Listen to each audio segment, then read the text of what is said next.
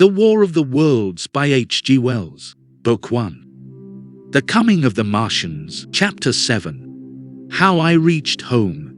For my part, I remember nothing of my flight except the stress of blundering against trees and stumbling through the heather. All about me gathered the invisible terrors of the Martians. That pitiless sword of heat seemed whirling to and fro, flourishing overhead before it descended and smote me out of life. I came into the road between the crossroads and Horsell and ran along this to the corners. At last, I could go no further. I was exhausted with the violence of my emotion and flight, and I staggered and fell by the wayside. That was near the bridge that crosses the canal by the gasworks. I fell and lay still. I must have remained there for some time. I sat up, strangely perplexed. For a moment, perhaps, I could not clearly understand how I came there. My terror had fallen from me like a garment. My hat had gone, and my collar had burst away from its fastener. A few minutes before, there had only been three real things before me: the immensity of the night and space and nature, my feebleness and anguish, and the near approach of death. Now it was as if something had turned over, and the point of view had altered abruptly.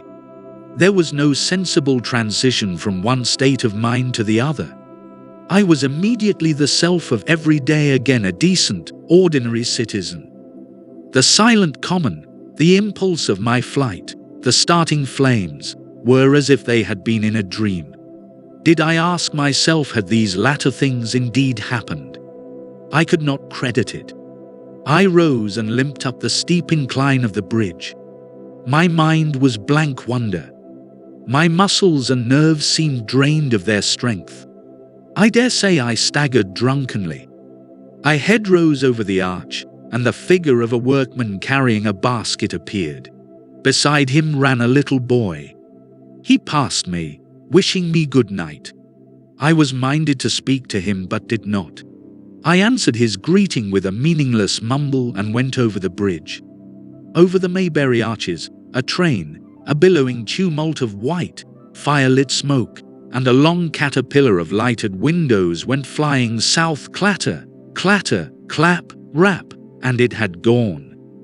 A dim group of people talked at the gate of one of the houses in the pretty little row of gables called Oriental Terrace. It was all so natural and so familiar. And that behind me. It was frantic, fantastic. Such things, I told myself, could not be. I am a man of exceptional moods.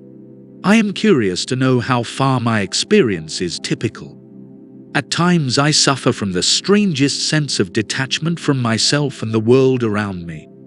I seem to watch it all from the outside, from somewhere inconceivably remote, out of time, out of space, out of the stress and tragedy of it all. This feeling was powerful upon me that night. Here was another side to my dream. But the trouble was the blank incongruity of this serenity and the swift death flying yonder, not 2 miles away. There was a noise of business from the gasworks, and the electric lamps were all alight. I stopped at the group of people. "What news from the common?" said I. There were 2 men and a woman at the gate. Said one of the men, turning. "What news from the common?" I said. "Ain't you just been there?" asked the men. "People seem fair silly about the common," said the woman over the gate. "What's it all about?" "Haven't you heard of the men from Mars?" said I. "The creatures from Mars?" "Quite enough," said the woman over the gate. "Thanks." And all 3 of them laughed. I felt foolish and angry. I tried and found I could not tell them what I had seen. They laughed again at my broken sentences. "You'll hear more yet," I said, and went home. I startled my wife at the doorway. So haggard was I went into the dining room, sat down, drank some wine, and as soon as I could collect myself sufficiently, I told her what I had seen. The dinner, which was a cold one, had already been served and remained neglected on the table while I told my story. "There is one thing," I said to allay the fears I had aroused. "They are the most sluggish things I ever saw crawl. They may keep the pit and kill people who come near them, but they cannot get out of it." "But the horror of them."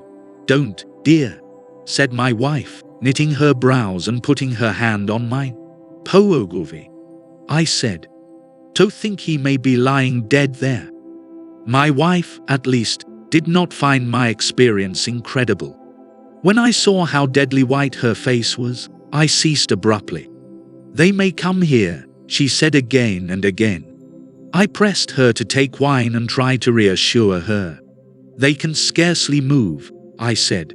I comforted her and myself by repeating all that Ogilvy had told me about the impossibility of the Martians establishing themselves on the Earth.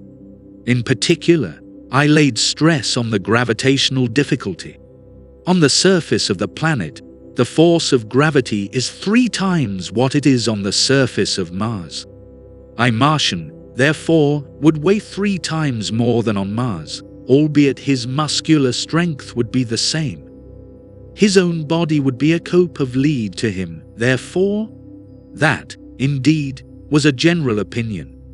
For instance, both the Times and the Daily Telegraph insisted on it the following day, and both overlooked 2 obvious modifying influences, just as I did.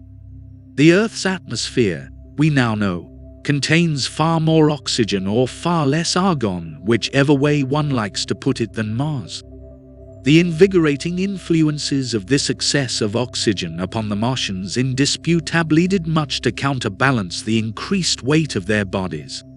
And, in the second place, we all overlooked that such mechanical intelligence as the Martian possessed could dispense with muscular exertion at a pinch. But I did not consider these points at the time, so my reasoning was dead against the chances of the invaders. With wine and food, the confidence of my table, and the necessity of reassuring my wife, I grew by insensible degrees, courageous and secure. "They have done a foolish thing," said I, fingering my wine glass. "They are dangerous because, no doubt, they are mad with terror. Perhaps they expected to find no living things, certainly no intelligent living things." "A shell in the pit," said I, "if the worst comes to the worst, will kill them all." The intense excitement of the events undoubtedly left my perceptive powers in erethism. I remember the dinner table with extraordinary vividness even now. My dear wife's sweet anxious face peering at me from under the pink lampshade, the white cloth with its silver and glass stable furniture, for in those days, even philosophical writers had many little luxuries. The crimson purple wine in my glass are photographically distinct. At the end of it, I sat, tempering nuts with a cigarette, regretting Ogilvy's rashness, and denouncing the short-sighted timidity of the Martians. So some respectable dodo in Mauritius might have lauded it in his nest and discussed the arrival of that ship full of pitiless sailors wanting animal food. "We will peck them to death tomorrow, my dear." I did not know it, but that was the last civilized dinner I was to eat for very many strange and terrible days. That is the end of chapter 7. Thanks for watching, and I'll see you at the next one.